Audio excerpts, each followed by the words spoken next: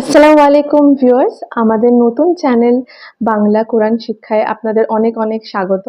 আমি রুকসার আফরোজ, আর আমার সঙ্গে আছেন আমার মা এবং আব্বু, যারা প্রায় 15 বছর ধরে কোরআন এবং হাদিস নিয়ে পড়াশোনা করছেন।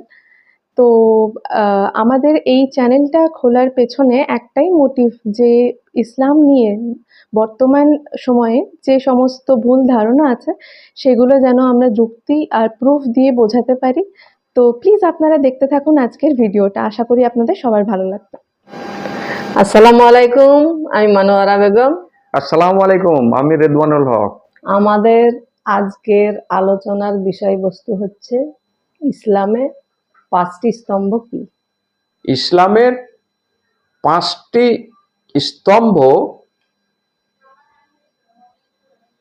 এটা স্তম্ভটা হাদিস অনুযায়ী।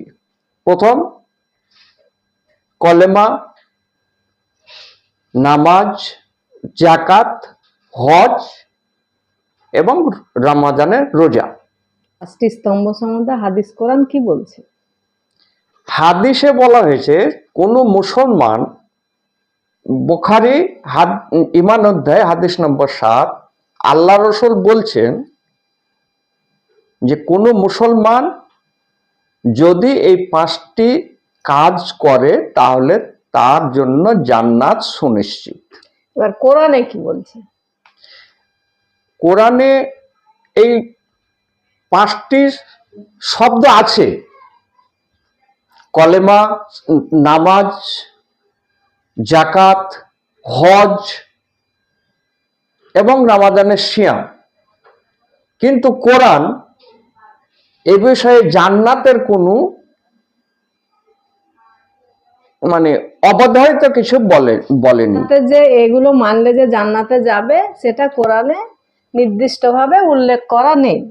না, তাহলে জান্নাতে যাওয়ার জন্য কোরআনে কি লেখা আছে, কি বলা আছে জান্নাতে যাওয়ার? জান্নাতে যাওয়ার জন্য কোরআনের যেটা বলা হয়েছে সেটা প্রথমেই বলি, সেটা হচ্ছে বিশ্বাস এবং ভালো কাজ। বিশ্বাস মানে আল্লাহর প্রতি বিশ্বাস, আল্লাহর রসুলের প্রতি বিশ্বাস, আল্লাহর কিতাবের প্রতি বিশ্বাস, ফেরেশতাদের উপর বিশ্বাস এবং আখিরাতের উপর বিশ্বাস।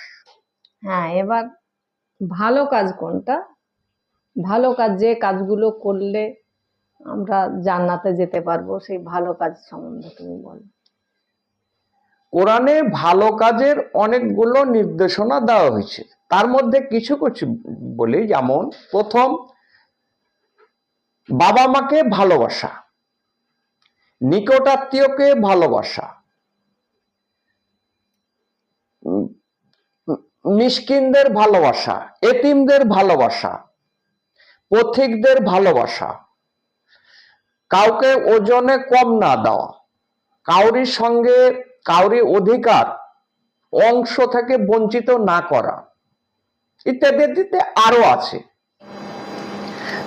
তবে আমরা এটা আল্লাহর কাছে আশা রাখবো যে কোনো মানুষ যখন ভালো কাজ করবে সে ইনশাল্লাহ আল্লাহ তাকে জান্নাতের অধিবাসী করবে, এইটুকু আশা রাখবো।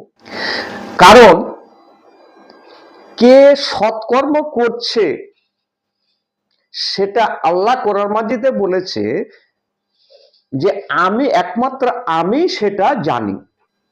এবং উদাহরণস্বরূপ কোরআনে আর এক জায়গায় সূরা আহকাফে 46 নম্বর সূরা 9 নম্বর আয়াতে বলেছে, আল্লাহর রসুল স্বয়ং বলছেন যে আমি কোনো নতুন রসুল নই, কিয়ামতের দিন আমার সঙ্গে কি ব্যবহার করা হবে এবং তোমাদের সঙ্গে কি ব্যবহার করা হবে তা আমি জানি না। এ থেকেই প্রমাণিত হয় যে কোনো ব্যক্তি যদি বলে আমি ভালো কাজ করছি, এই কাজগুলো করছি, হ্যাঁ আমি জান্নাত পাবো, এই অ্যাসুরেন্স দেওয়া যাবে না, কারণ আল্লাহ রসুল স্বয়ং নিজে দিতে পারেননি।